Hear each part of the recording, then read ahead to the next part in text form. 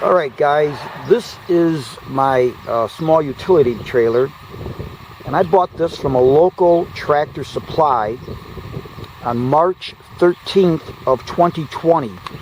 Today is Sunday, March 7th, 2021. Now it didn't come with this tongue stand here. I bought that extra. But when I bought this, I paid $599.99.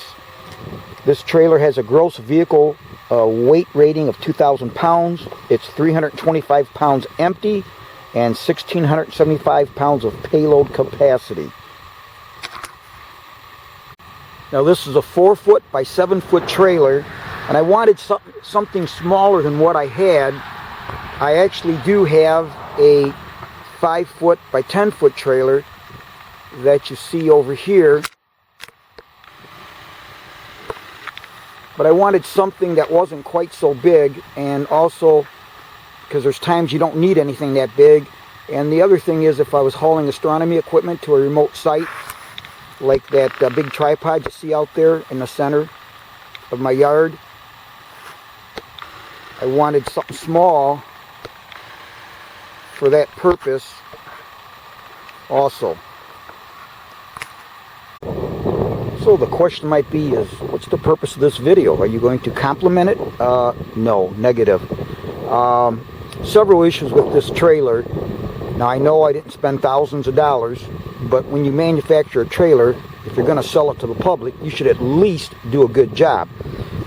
And I wasn't going to do this video when I found out my first issue, but then I saw something else over the winter, and I'm going to send this to the manufacturer and see if they have any kind of thoughts on this. Now, as I had stated, I bought this from a Tractor Supply locally, but the trailers are manufactured by Carry On Trailer Incorporated out of Livonia, Georgia. Now I also got another instruction manual, owner's manual, that stated the axles and components were from Dexter, and they're headquartered in Elkhart, Indiana. Alright, now boys and girls, in a production environment, which I'm sure these trailers are built, I would assume that everything is cut out. You're going to do a run of 4 by 7 foot trailers. All the stock is cut and to the proper lengths, to the proper number of pieces needed for that trailer.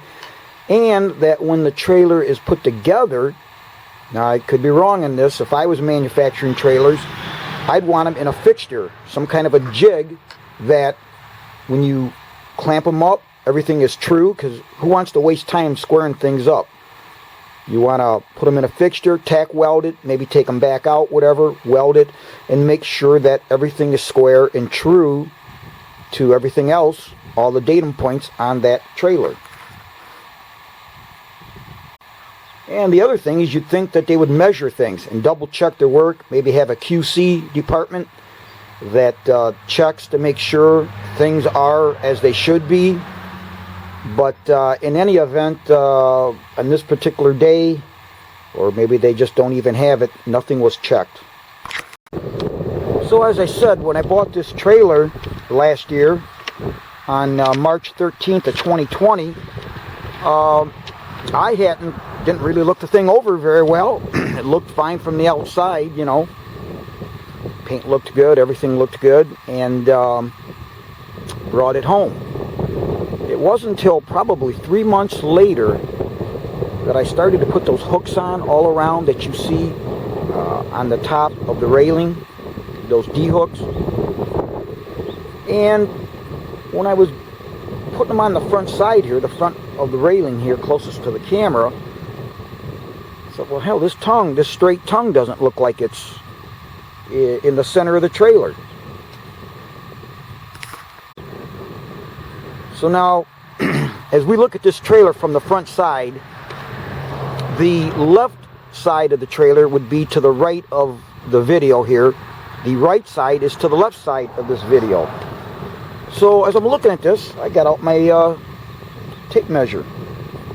The tongue is off center to the right, which is the left of this frame, by 2.4375 inches, or 2 7/16 of an inch.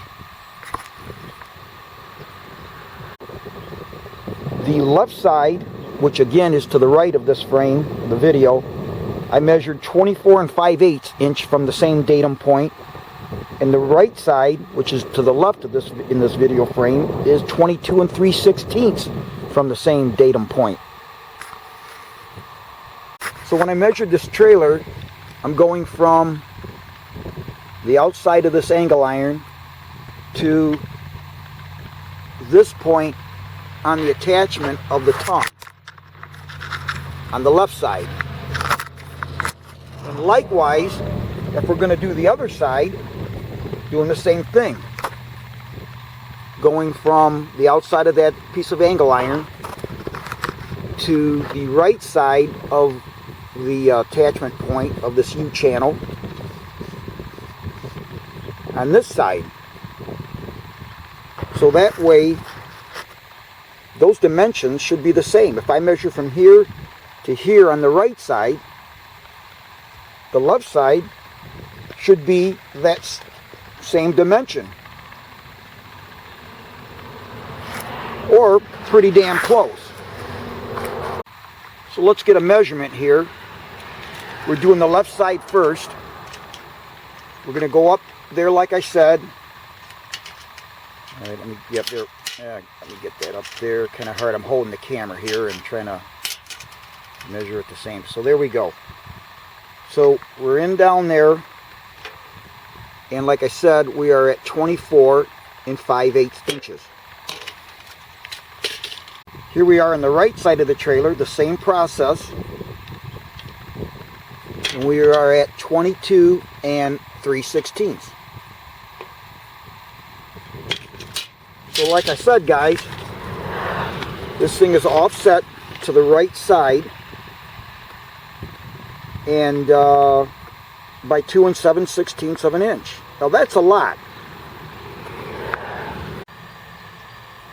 So I was going to do a little bit of research, looking at some stuff to see about the offset of a trailer tongue, and didn't find too much, but I found this from eTrailer.com, and the actual article was about, should axles be aligned with a tongue or frame on a trailer with a tongue that is welded off center?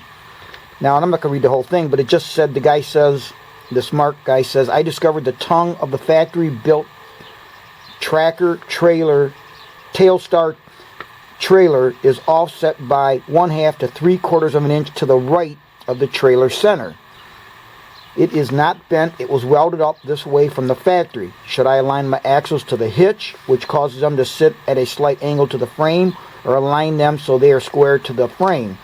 And the reply by this Chris R., and I'm not going to read the whole thing as he goes through this, but he says that the only drawback I can think of with having the axles offset from the trailer tongue is at some point down the line you may experience some uneven tire wear.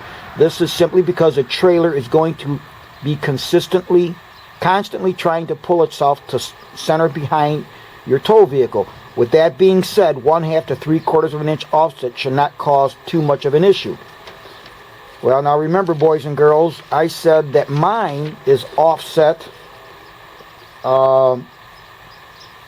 2 7/16 of an inch.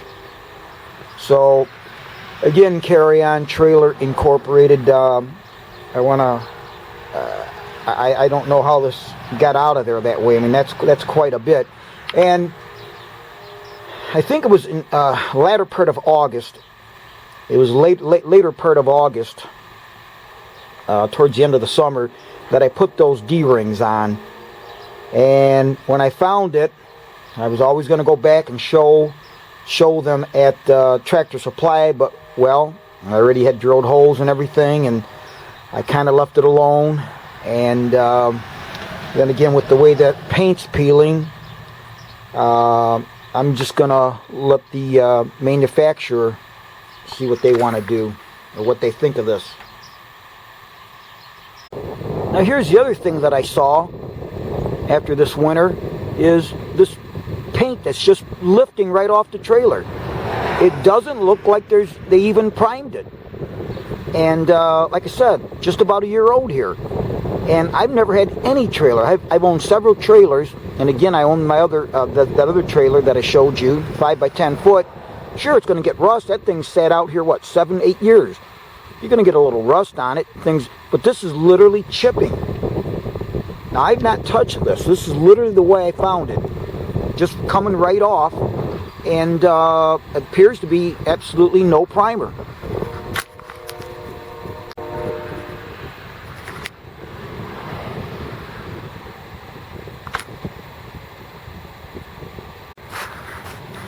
So I'm going to take one of these off that flaked off here. And that's what it looks like. Doesn't look like they even prime these damn things. Looks like all they do is just, I don't even know how well it's been cleaned.